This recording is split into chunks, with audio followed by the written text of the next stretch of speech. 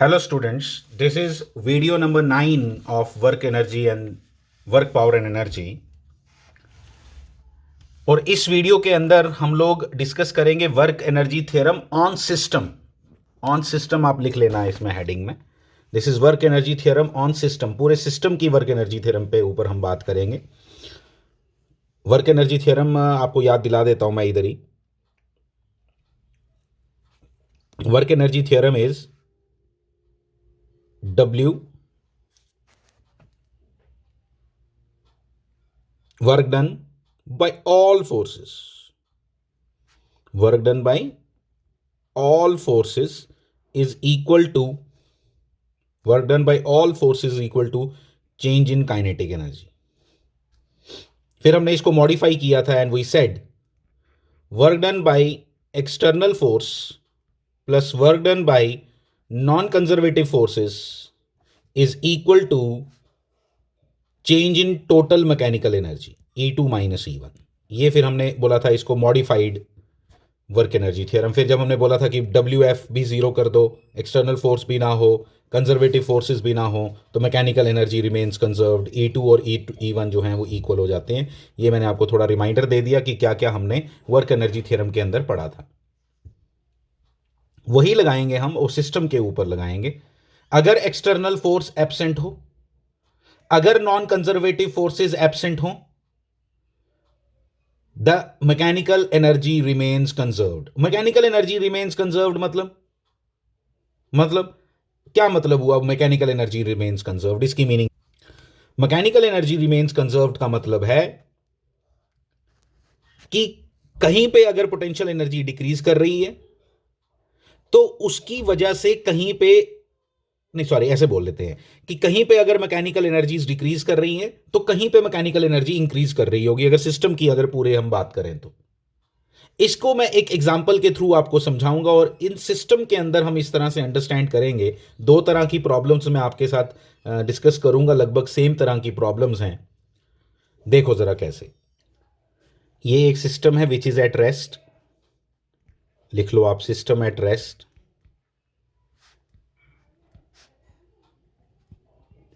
और कुछ देर के बाद आपको मालूम है ये 4 kg ब्लॉक ही नीचे जाएगा, जो मर्जी हो जाए, उसी वजह से 2 kg जो है वो ऊपर की तरफ जाएगा। तो 4 kg ब्लॉक वो कहता है जब 2 मीटर नीचे जाएगा, at that time what will be the velocity of 2 kg block. ठीक है, व्हेन 4 kg ब्लॉक डिसेंड्स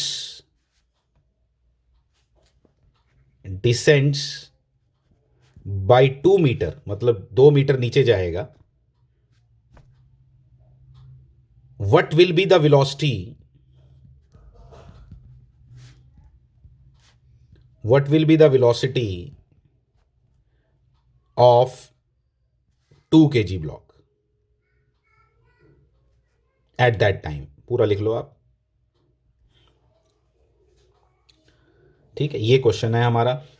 अब इस क्वेश्चन को सॉल्व करने के लिए व्हाट इज द प्रोसीजर, हम कैसे चलेंगे, आप इस बात को अंडरस्टैंड करोगे अच्छे से। हमें क्लियर कट नजर आ रहा है यहां पे कि 4 kg ब्लॉक की पोटेंशियल एनर्जी डिक्रीज हो रही है।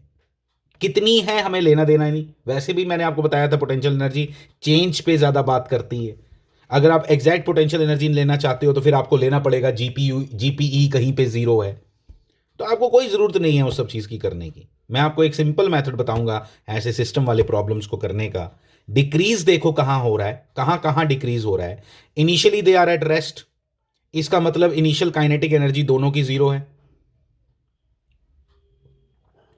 ठीक है, तो जो डिक्रीज हुई यहां पे पोटेंशियल एनर्जी 4 kg ब्लॉक की, क्योंकि नीचे गया तो ऑब्वियसली डिक्रीज हुई है, that will B converted into the kinetic energies of the both blocks and increase in potential energy of 2 kg block. ये क्लियर कट यहां नजर आ रहा है कि 2 kg की एनर्जी बढ़नी है, वेलोसिटीज भी पिक्चर में आनी है, इसलिए काइनेटिक एनर्जीज भी पिक्चर में आएंगी।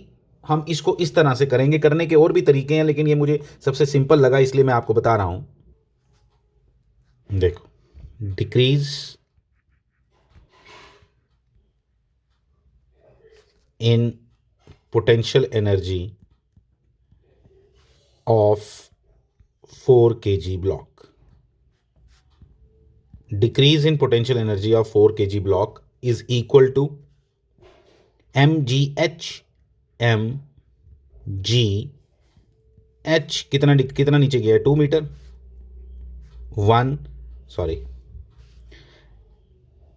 80 newton 80 joules. Decrease in potential energy of 4 kg block हमने 80 जूल्स निकाल ली. ठीक है. This 80 joules is equal to, देखो अब ध्यान से, this 80 joules is equal to 80 लिखो, जूल्स क्यों लिखना है, equal to half m v square, half m v square plus half m v square. ये एक इंटरेस्टिंग है, ये सिंपल प्रॉब्लम होने की वजह से दोनों का वी बराबर है. अगर दोनों का वी बराबर ना हो, यहां पे तो सामने सामने दिखाई दे रहा है, जितनी डिस्प्लेसमेंट 4 kg की होगी उतनी सेम डिस्प्लेसमेंट 2 kg की होगी, इसलिए इनकी एक्सेलरेशन, इनकी वेलोसिटी बिल्कुल सेम होगी दोनों की. ठीक है, ये हमने किया भी है कंस्ट्रेंट मोशन के हिसाब से. यहाँ पे हम लिखते थे x a equal to x b, a equal to a b, v a equal to v b. ये सब बताया आपको मैंने जब हमने पुलिस पढ़ी है. तो यहाँ पे तो कंस्ट्रेंट इक्वेशन लगाने की ज़रूरत भी नहीं पड़ी, क्योंकि यहाँ पे v1 इक्वल टू v2 है, दोनों की वेलोसिटीज बिल्कुल बराबर हैं. इसलिए हमने काइनेटिक एनर्जी जो लिखी आपको समझ आ गई होगी, प्लस 2 इंटू 10 इंटू 2, ये समझ आया, 2 इंटू 10 इंटू 2 mgh. किसका? इंक्रीज इन, इधर डिक्रीज सिर्फ एक ही हुई है. क्या चीज डिक्रीज हुई है? डिक्रीज क्या चीज हुई है? Potential energy. उस डिक्रीज की वजह से, क्योंकि energy can neither be created nor be destroyed, तो इसका मतलब क्या हुआ कि जो पोटेंशियल एनर्जी यहां डिक्रीज हुई, वो कन्वर्ट किस में हुई? It can only be converted into the other form. तो it can be converted into the other form, तो मुझे मालूम होना चाहिए कि कौन कौन सी फॉर्म में वो ले सकता है. तो मुझे मालूम है दोनों ब्लॉक्स अब चलने लगे हैं, तो इसलिए मोशन के कारण एनर्जी जो है दैट इज काइनेटिक एनर्जी, तो दोनों की काइनेटिक एनर्जी में कन्वर्ट हो गया. और प्लस 2 kg ब्लॉक जो ऊपर की तरफ गया, तो it's potential energy has increased, तो इसलिए ये 40 हो गया. ये 40 तो सीधा ही माइनस हो गया, तो मैं 40 को सीधा माइनस कर रहा हूं और फिर मैं लिख रहा हूं, आप ध्यान देना, 40 equal to 3v square. So v equal to under root 40 upon 3 metre per second. The question is over. इस तरह से ये क्वेश्चन किया हमने. इसमें हमने क्या कॉन्सेप्ट लगाया? Work energy theorem on a system. इसमें एक और बात याद रखनी है, क्या हमने यहां पे एक चीज देखी, इंटरनल फोर्सेस तो प्रेजेंट थी, एक्सटर्नल फोर्स कोई नहीं लगाई हमने, अपनी वजह से वो नीचे ऊपर जा रहा है. लेकिन इंटरनल फोर्स यहां टेंशंस तो डेवलप होती ही हैं. तो जो टेंशंस डेवलप होती हैं वो हमारी कंस्ट्रेंट इक्वेशन को लिखने में काम आती हैं. मैं अगले क्वेश्चन में आपको बताऊंगा. यहां पे आप देख सकते हो, अगर मैं टेंशन की एक बात करूं, जरा आप देखना, जरा मेरी बात ध्यान से सुनना. यहां टेंशन थी, यहां डिस्प्लेसमेंट भी थी 2 मीटर, आपको पता है. ठीक है, तो tension T is equal to 40 newton है ना. Tension T is equal to 40 newton सामने दिखाई दे रहा है, ये तो आना चाहिए आपको.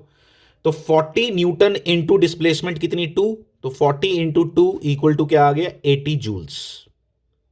कितना आ गया? 80 जूल्स. लेकिन माइनस 80 जूल्स. क्यों माइनस 80 जूल्स? क्योंकि टेंशन और डिस्प्लेसमेंट उल्टा है in case of 4 kg block. But in case of 2 kg block, tension और ये दोनों ऊपर की तरफ हैं. ठीक है, दोनों ऊपर की तरफ हैं. कितनी टेंशन तो सेम आती है दोनों में. टेंशन तो दोनों में सेम आएगी. मैंने गलत निकाला टेंशन, एक मिनट, इसको दोबारा करते हैं.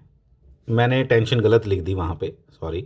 ये 4 kg का ब्लॉक है ना, जो मैंने वहाँ ले लिया. एक्सेलरेशन तो है ही है ना. एक्सेलरेशन कहाँ है इसकी? नीचे की तरफ ए. टेंशन कहाँ है? ऊपर की तरफ टी. गड़बड़ कर दी मैंने उसको रेस्ट पे ले लिया था. रेस्ट पे थोड़ा ये ब्लॉक. तो ये कितना है? ये 40 न्यूटन. तो आप टेंशन टी निकालो पहले. अगर टेंशन टी निकालनी हो, मैं आपको एक चीज़ बताने जा रहा हूँ, वो तो उसके लिए टेंशन टी निकाल रहा हूँ. क्वेश्चन हो चुका है हमारा, लेकिन एक कॉन्सेप्ट और डेवलप कर रहा हूँ इसके थ्रू, जो आपके काम आएगा बहुत ज़्यादा. और ध्यान रखना है उस बात को, मैं जो बोलूँगा अभी आपसे. एक्सेलरेशन ए कितनी है? 20/6, 10/3. यस, 10/3. Acceleration is 10/3। कैसे? नेट फोर्स कितनी है यहाँ पे लग रही? 40 - 20 कितना हो गया? 20। 20/6 कितना हो गया? 10/3। तो acceleration is 10/3। When acceleration is 10/3 तो फिर मैं लिखूंगा क्या? 40 - t is equal to ma for 40/3। So t is equal to आ गया आपका 40 - 40/3। 40 - 40/3 is 80/3। तो 80/3 is the tension for both the blocks. Tension तो दोनों की सेम है, एक ही स्ट्रिंग है, मासलेस स्ट्रिंग है, तो टेंशन आ गई इतनी। अब टेंशन हमने ये निकाली तो 80/3 मल्टीप्लाइड बाई 2 और साथ में साइन माइनस, ये क्या निकाला? Work done by tension, work done by this force. ठीक है, क्योंकि डिस्प्लेसमेंट नीचे की तरफ है, तो इतना आंसर कितना आया? -160/3। -160/3 यहां पे आया। दूसरे केस में भी निकाल के देखो।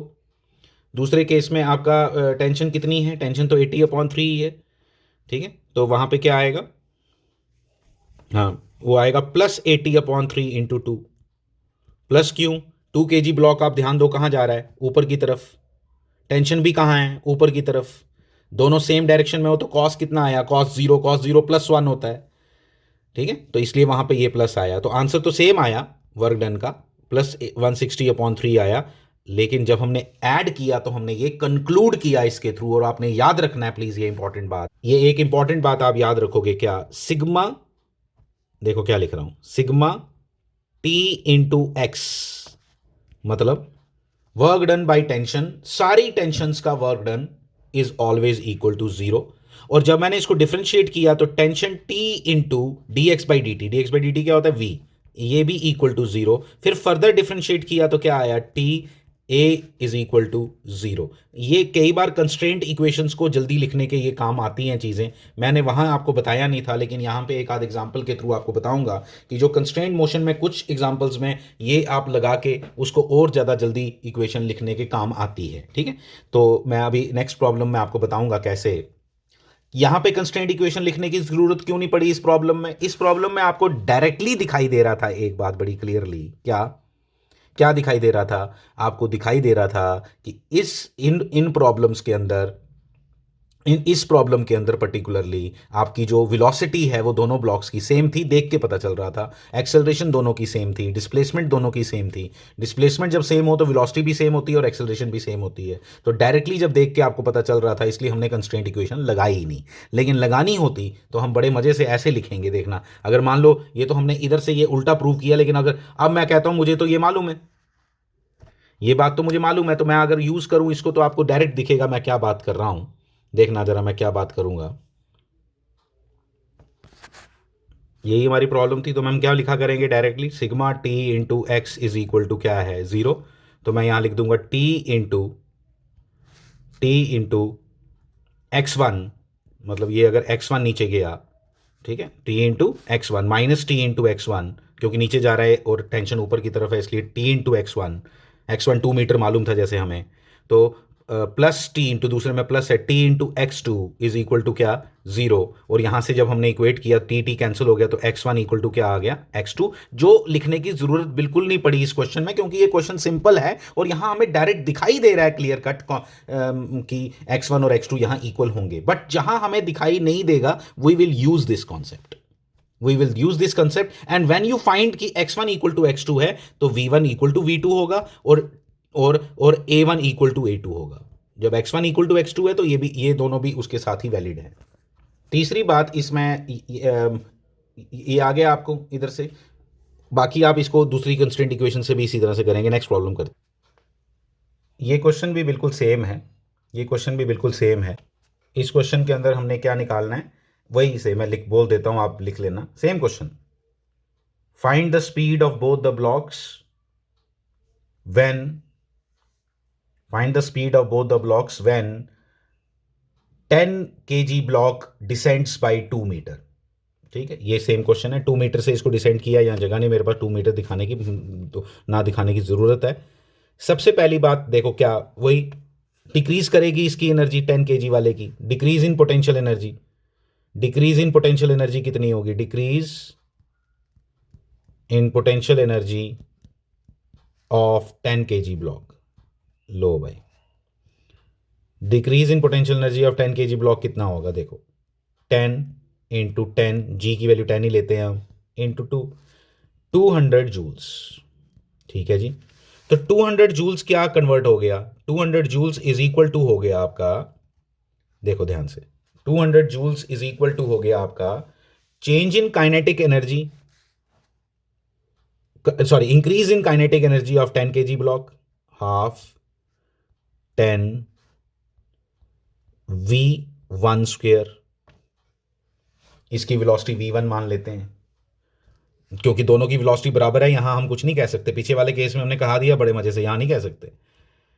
Plus 5 into v2 square, plus क्या 5 kg ब्लॉक की कोई पोटेंशियल एनर्जी चेंज हुई? नहीं हुई। Let me tell you, there is no change. अब लिखो के ये रखोगे, ये प्लस यहां आना ही नहीं है, बस इतना ही आएगा, बस इतना ही आएगा। क्यों? क्योंकि 5 kg ब्लॉक का कोई हाइट नहीं चेंज हो रही है, वो बस इसी सरफेस पे चलने वाला है, इसी सरफेस पे चलेगा। तो जब इसी सरफेस पे चलेगा तो उसकी तो कोई चेंज हुई नहीं पोटेंशियल एनर्जी। जब उसकी पोटेंशियल एनर्जी चेंज हुई नहीं तो लिखना क्यों? तो उसकी ना इंक्रीज हुई ना डिक्रीज हुई। 10 kg ब्लॉक की डिक्रीज हुई तो वो सारी की सारी एनर्जी कन्वर्ट किस में हुई है? दोनों को काइनेटिक एनर्जी दी, पोटेंशियल एनर्जी तो दिख रही है सामने की नहीं दी है। तो यहां से लेकिन एक प्रॉब्लम आ रही है, इक्वेशन एक है और अननोन v1 और v2 है। पिछले क्वेश्चन में v1 और v2 बराबर थे, यहां बराबर नहीं है। और v1 और v2 का रिलेशन मुझे कौन देता है? मुझे कंस्ट्रेंट इक्वेशन देती है। और जो आपको कंस्ट्रेंट इक्वेशंस मैंने कंस्ट्रेंट मोशन के अंदर सिखाई हैं वो सब यहां एप्लीकेबल है, लेकिन उसको थोड़ा डिफरेंट मेथड से करना आपको सिखा रहा हूं, आप जरा ध्यान देना। आपको मालूम है यहां टेंशन T होगी, यहां टेंशन T होगी, यहां टेंशन T होगी, ये हमें समझ आ रहा है, लेकिन यहां टेंशन 2T होगी। क्लियर हो गया हमें? तो 10 kg ब्लॉक का अगर मैं क्या लिखूं, वही ये वाला फॉर्मूला लगा रहा हूं, देखना जरा ध्यान से, sigma T dot x is equal to क्या? 0। ठीक है, लगा दिया जी। क्या बनेगा? देखो ध्यान से, देखो ध्यान से, -2T into x1, -2T into x1। मान लो 10 ब्लॉक जो है वो x1 नीचे गया है, ठीक है, 2 नहीं लिख देना, हमें जनरल इक्वेशन चाहिए। तो क्या? -2T into x1 plus T into, इसमें प्लस आएगा, ये work done by tension 2T निकाला हमने, इसका 10 kg वाले की टेंशन का निकाला हमने, कितना आया? -2T इंटू, माइनस क्यों आया? क्योंकि डिस्प्लेसमेंट नीचे है और 2T ऊपर की तरफ है, यहां पे डिस्प्लेसमेंट इस तरफ है और T भी इस तरफ है, इसलिए प्लस आया, इंटू x2 इक्वल टू क्या? 0। T हर बार कैंसिल हो जाएगा इन इक्वेशंस में, आपको T कैंसिल हो गया और अल्टीमेटली हमारा आंसर आया x2 equal to twice x1, x2 equal to twice x1, hence v2 equal to twice v1। ये सारी कहानी है। देखो इजी कर दिया हमने काम को, ये सब इजी हो गया आपके लिए, किस तरह से हमने ये प्रॉब्लम की आपको समझ आनी चाहिए।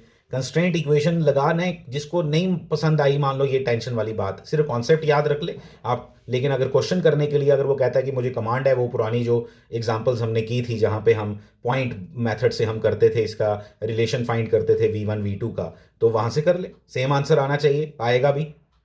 तो यहां पे क्या आ गया? v2 equal to twice v1। अब v2 की जगह आप ट्वाइस v1 डाल दो, 4v1 स्क्वेयर हो जाएगा, ये 4v1 स्क्वेयर हो जाएगा। तो यहां से आप इक्वेशन लगाओ और v1 की वैल्यू निकाल लो, तो वेलोसिटी आपको मिल गई दोनों ब्लॉक्स की। जब v1 निकल गया तो v2 फिर से निकल जाएगा ट्वाइस करके। तो ये सारी कहानी है, जिस हिसाब से आपके अप्रोच होनी चाहिए इन प्रॉब्लम्स को करने की, ये सारी इसमें बात थी जो मुझे सिस्टम वाली बात पे आपको बताना था। डिक्रीज करो और फिर बाकी देखो कि कहाँ कहाँ इंक्रीज हुई है वो सब लिखो। तो इस तरह से हमने जैसे ये दोनों प्रॉब्लम्स की, आपकी कमांड बननी चाहिए इसमें। So this is our next topic, potential energy of a chain. Chain problems के नाम पे हम इनको पढ़ते हैं। चेन में क्या खासियत रहती है कि chain is a continuous body. अब कोई मुझे इसकी पोटेंशियल एनर्जी पूछेगा तो मैं बोलूंगा जो सबसे नीचे ब्लॉक पड़ा हुआ है ये वाला, चेन के बहुत टुकड़े होते हैं ना उसमें, ठीक है, तो ये जो ये एक ये है, फिर ऐसे ऊपर वाला, तो इसकी पोटेंशियल एनर्जी सबसे ज़्यादा होगी, इसकी पोटेंशियल एनर्जी बिल्कुल जीरो होगी, बीच में डिफरेंट डिफरेंट होगी। अब ऐसी प्रॉब्लम को करने के लिए हम क्या करेंगे उसको हमने देखना है। ठीक है, ऐसी प्रॉब्लम को करने के लिए अब इसको हम किस तरह से, क्योंकि अभी तक जब हम बोलते थे ना mgh, तो that is for point mass, that is for point mass. लेकिन अगर कॉन्टिन्यूस बॉडीज कभी आ जाए और उनका कभी हमें पोटेंशियल एनर्जी फाइंड करनी हो, तो फिर हम किस तरह से पॉइंट मास को हम, ये प्लीज अब ये इस फेज के अंदर हम घुसने वाले हैं इसको, इसलिए हमने ये सीखना पड़ेगा हमें कि जिस बात पे मैं बात कर रहा हूं, क्योंकि पॉइंट मासिस के लिए हमने सब कुछ किया है। लेकिन जब पॉइंट मास की जगह एक एक्सटेंडेड मास होगा, जैसे एक रॉड हो गई, एक चेन हो गई, एक शीट हो गई, एक डिस्क हो गई, अब इनकी जब बात आएगी और इनकी जब हम कैलकुलेशंस करेंगे, तो उनकी कैलकुलेशन करने के लिए हमें क्या कर, क्योंकि जो mgh फॉर्मूला है उसमें हम मास का डायमेंशन कभी कंसिडर करते हैं क्या?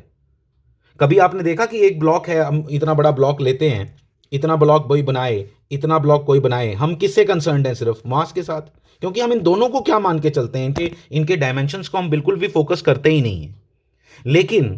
लेकिन अगर डायमेंशंस मेंशन करने पड़े, तो अभी हम पॉइंट मास को सीख रहे हैं, फिर इन एक्सटेंडेड मासेस को, एक्सटेंडेड मासेस बोलूंगा, जो जो जिनकी जिनकी जो कुछ डायमेंशंस हैं, जब ऐसे मासेस आ जाएंगे और उनके लिए हमें कभी चीजों को कैलकुलेट करना पड़ेगा, तो फिर कैसे कैलकुलेट किया जाता है हमारा, उसका नाम है इंटीग्रेशन।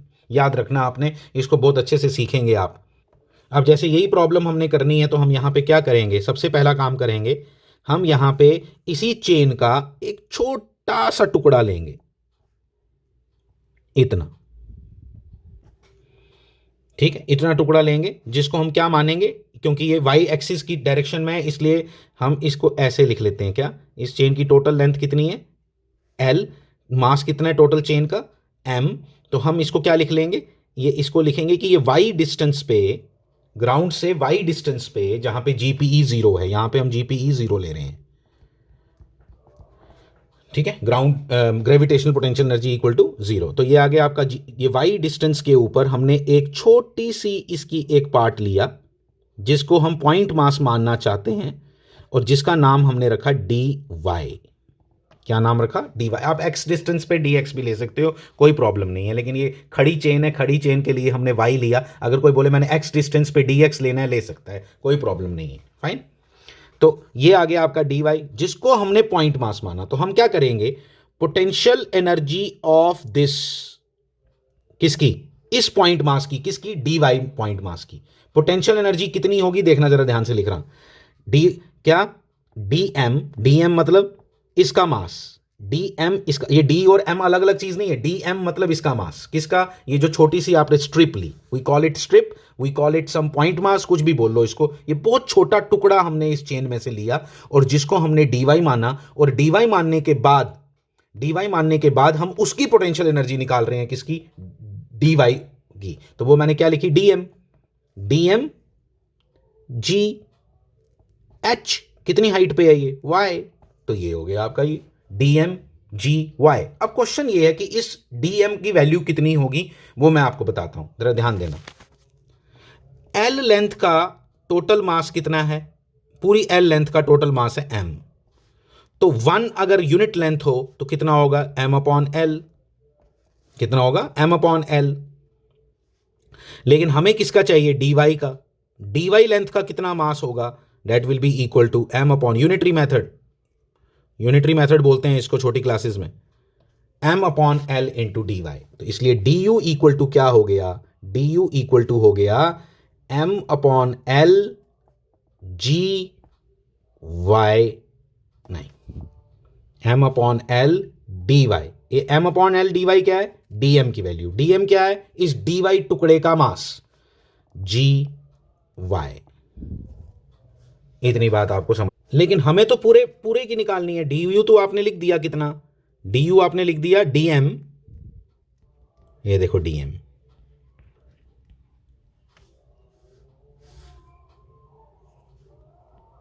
डी, ये लो आ गया, ये आ गया d u, m upon L D y, d m हो गया, और जी और वाई ये पता चल गया, पहले लिखा मैंने। यू निकालना है तो you have to integrate it, ये तरीका होता है चलने का, इस तरीके को सीख लो please, this is very very crucial, और ये आने वाला है अब। और आपको मालूम होना चाहिए कि वाई कहां से कहां तक हो सकता है। ये आपकी चेन थी जिसकी लेंथ एल थी, जिसमें से आपने ये टुकड़ा लिया था, ये टुकड़ा आपने यहां लिया ना, ये टुकड़ा आप नीचे भी ले सकते थे यहाँ, ये टुकड़ा आप इधर भी ले सकते थे। तो आप टुकड़ा कहाँ से कहाँ तक अभी तो आपने y डिस्टेंस पे लिया, लेकिन टुकड़ा ये बिल्कुल 0 पे भी हो सकता था, ये टुकड़ा पूरे l पे भी हो सकता था। इसलिए इंटीग्रेशन करते टाइम इसकी जो लिमिट्स आएंगी which are very very important, 0 to l आएगी, m/l gy/dy। अब इंटीग्रेशन की कहानी आई, जो कांस्टेंट्स हैं उनको बाहर निकाल दो इंटीग्रेशन से, m/l g को बाहर निकाल दो और y dy की इंटीग्रेशन मैं लिख रहा हूं, that will be equal to y²/2 और लिमिट्स 0 to l। y की जगह पहले l डालना है फिर 0 डालना है, 0 डालेंगे तो सारा 0 हो जाएगा। Ultimately the answer comes out to be mgl/2, mgl/2। तो potential energy of a chain will be equal to mgl/2। This is a problem. यहाँ पे आप देख सकते हो एक चेन को हमने एक पुली के ऊपर रखा है, जैसे पहले स्ट्रिंग्स को रखते थे वैसे चेन को रखा हुआ है। ये जो चेन यहाँ पे भी कुछ चेन होगी जो मैंने नहीं बनाई है, इधर अराउंड इसके भी चेन होगी, जिसको हम निगलेक्ट मान रहे हैं कि वो बहुत छोटी है, इसलिए उसको हम यहाँ पे कंसिडर नहीं कर रहे। हमें बोला गया कि यहाँ पे इस पोटेंशियल एनर्जी निकालो इस चेन की। तो जब इसकी पोटेंशियल एनर्जी निकालने को बोला तो मैं बोलूँगा पहले इस पार्ट का भी निकाल लो पोटेंशियल एनर्जी, इस पार्ट की भी निकाल लो। और यहाँ पे आपको गिवन होगा पेपर में कि यहाँ पे हम ग्रेविटेशनल पोटेंशियल एनर्जी इस पॉइंट पे हम क्या मान रहे हैं, 0। इस लेवल पे हम 0 मान रहे हैं, ठीक है। जब इस लेवल पे 0 मान रहे हो तो इसके आगे की कैलकुलेशन क्या करेंगे हम, पहले इस पार्ट का अगर मैं पोटेंशियल एनर्जी बताऊं, देखना जरा क्या लिखोगे आप। पहले तो माइनस लिखोगे क्योंकि नीचे है वो, ठीक है, माइनस mg माइनस m तो टोटल मास है ना, m नहीं आएगा, m/2 आएगा। m तो टोटल मास है पूरी चेन का, पूरी चेन जो यहाँ से लेके पूरी यहाँ तक है उसका मास क्या है, m। तो इसलिए हमने क्या लिया, आधा यहाँ है आधा यहाँ है, इसलिए हमने m/2 g l/4।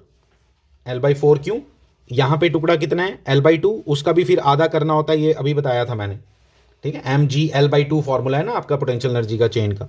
और माइनस दूसरी साइड के लिए, इसके लिए भी यही आएगा क्या, m/2 g l/4।